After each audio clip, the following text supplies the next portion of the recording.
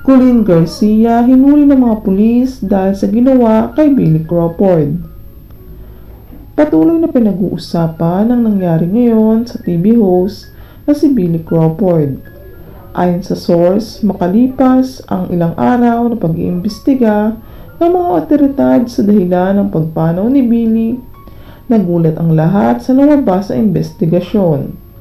Ayon sa source, sinadya umano ang lahat. Malapit lamang umano kay Billy ang hinihinalang gumawa nito sa kanya. Hinihinala na malaki ang galit o sama ng loob ang nangyari kung kaya nauwi sa ganito ang lahat. Ayon pa sa ilan, wala pa umanong malinaw na dahilan, ngunit hinala ng karamihan dahil sa masamang ginagawa ni Billy kung kaya humantong sa pagkawala nito ang lahat. Ayon pa sa source, baka batu umano ang dahilan kung kaya marami umano ang naghahabol kay Billy Crawford. Nagsimula ang espekulasyon ng karamihan sa ginagawang ito ni Billy mula ng mga yayat ito. Sa suspetsya ng karamihan ay may ginagawa nga umanong hindi maganda si Billy kung kaya nakasama ito sa kanyang kalusugan.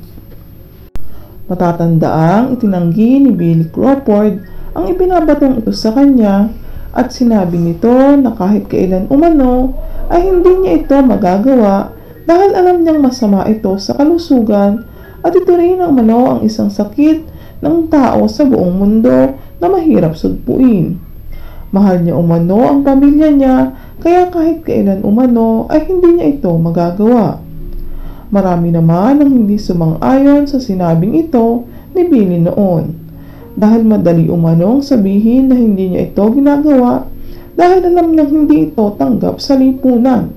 In other words, ayon sa ilan, madaling itanggi kahit ginagawa dahil ayaw mahusgahan. Samantala, usap-usapan naman ngayon na di umano'y may kinalaman ang asawa ni Billy na si Colleen Garcia sa nangyari ngayon kay Billy Crawford. Usap-usapan din na di umano'y iniimbestigahan na ngayon ng kapulisan kung may kinalaman ba talaga si Colleen sa pagpanaw ng asawa nito.